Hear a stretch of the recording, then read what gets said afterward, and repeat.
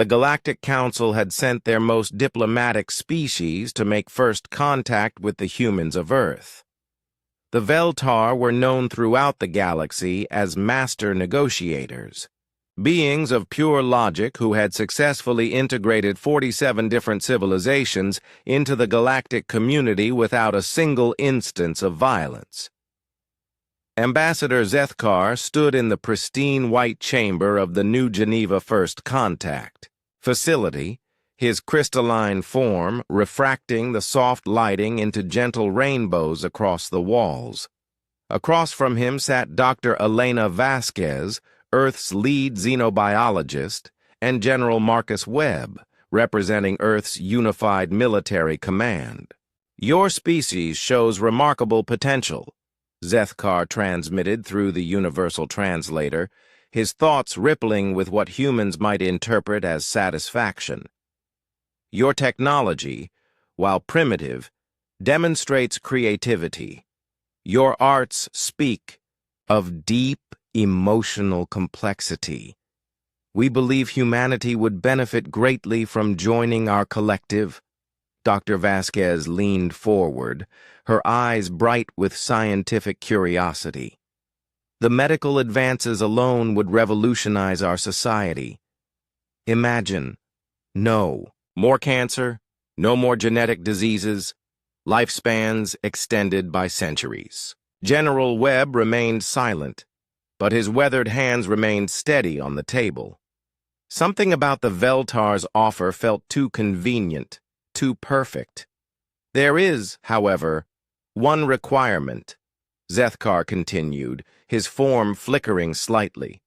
"To ensure successful integration, we must optimize your species, beginning with your young." The temperature in the room seemed to drop 10 degrees. "Optimize?" Dr. Vasquez asked, her voice carefully controlled. "Your children possess neural plasticity that makes them ideal candidates for enhancement. We would take them to our facilities, restructure their cognitive patterns, eliminate emotional volatility, maximize logical thinking. They would return as perfect beings, rational, efficient, peaceful." General Webb's chair scraped against the floor as he stood. "You want to take our children?" "Only temporarily. The process takes approximately 10 of your years. They would return as superior versions of themselves." The general's fist slammed onto the table with such force that the crystalline alien actually recoiled. "Get out! You misunderstand," Zethkar transmitted, confusion evident in his pulsing form. "This is not negotiable. All species must undergo optimization to join the collective. It is for the greater good." Dr. Vasquez stood slowly, her scientific curiosity replaced by something far more primal. "Ambassador, I think there's something you need to understand about humans. We have a word for beings who try to take our children." "And what is that word?" Zethkar asked. "Enemies." The war lasted exactly 18 months.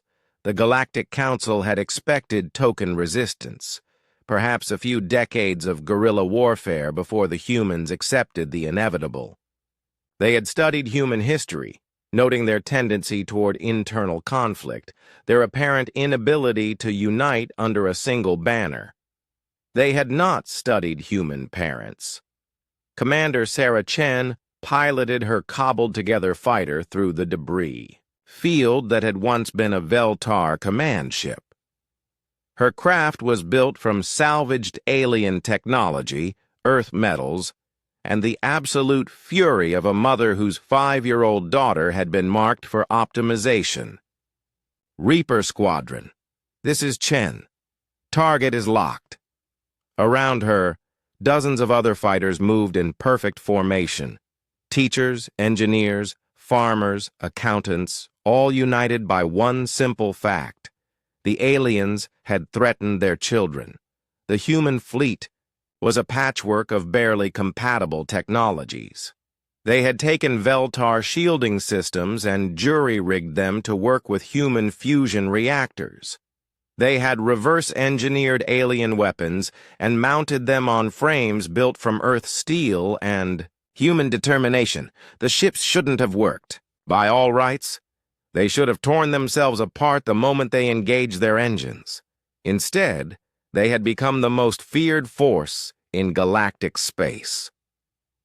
"Multiple hostiles incoming," reported Lieutenant Torres, a former elementary school principal whose voice remained steady despite the odds. "Looks like they're bringing everything they've got." The Veltar fleet materialized from hyperspace, sleek, elegant vessels that had conquered 1,000 worlds. Their formation was perfect, their technology superior, their tactics proven across millennia of warfare. They faced a ragtag human fleet held together with determination and welded shut with rage. The battle lasted 4 hours. When the debris finally stopped spinning, only human ships remained operational. Zethkar materialized in the emergency council chamber, his crystalline form cracked and dimmed. Around him, the greatest minds of the Galactic Council struggled to comprehend what had happened. "They cannot be defeated through conventional means," he reported, his mental voice fractured with disbelief. "We have thrown 12 full fleets against them. They adapt faster than we can develop new strategies. They take our weapons and improve them. They take our ships and make them stronger." High Chancellor Mordoun, a being of pure energy that had existed since before most stars were born, pulsed with ancient confusion. "How is this possible? They are barely beyond chemical propulsion.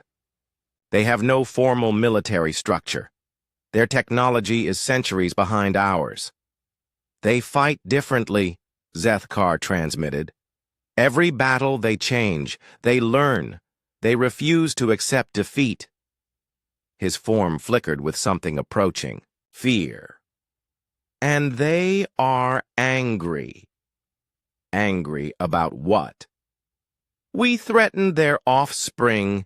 It seems this is significant to them." The chamber fell silent. "You are telling me," Chancellor Morden's energy pattern contracted dangerously, "that we are losing a galactic war because these creatures are upset." "Not upset," Zethkar corrected. "Protective. It is not rational. It is not logical. It is not strategic." His form pulsed once, dimly. "It is absolute." The emergency session was interrupted by a transmission from Earth. The human image that appeared was unremarkable, middle-aged, graying hair, wearing a simple uniform. His name was David Park, and he had been a high school guidance counselor before the war. "To the Galactic Council," he said, his voice carrying the weight of an entire species. "You came to our world speaking of peace. You offered us wonders. Then you told us we had to give you our children." His expression never changed, but somehow every being in the council chamber felt a chill. There will be no negotiation. There will be no compromise. There will be no surrender. He leaned forward slightly. "You will leave our space. You will leave our children alone. And you will never return." The transmission ended. 3 days later, the Galactic Council voted unanimously to quarantine the Sol system indefinitely. In the official records, humanity was listed as incompatible with galactic integration due to extreme protective behavioral patterns regarding offspring. Informally, they were marked with a single word: dangerous. But in the quiet moments, when the great beings of the galaxy thought no one was listening, they whispered a different word, one that carried the weight of newfound respect and carefully maintained distance: parents.